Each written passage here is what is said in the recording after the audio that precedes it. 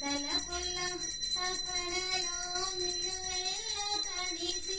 నీ లీలలన్నీ తలచి మదినంత మురిసి నీ అర్చనకై వచ్చి తినయ్యా అందుకని ఆనంది